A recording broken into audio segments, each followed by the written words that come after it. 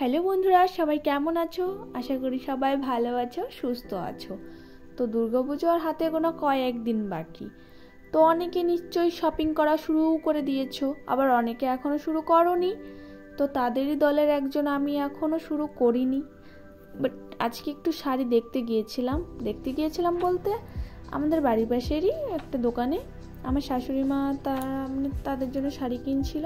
তো ভাবলাম যে চলো আমিও একটু দেখে আসি এবার দুর্গাপুজোয় কেমন শাড়ি উঠেছে। তো এগুলো যেগুলো দেখছো এগুলো সব হচ্ছে মঙ্গলগিরি শাড়ি, আর এই শাড়িটা হচ্ছে জিমিচু।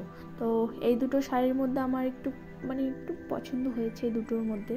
এখন কোনটা যে বেশি ভালো লাগছে সেটা আর আমি বুঝতে পারছি না। তো তোমরা একটু কমেন্ট করে জানিও কোনটা বেশি ভালো লাগবে আমাকে।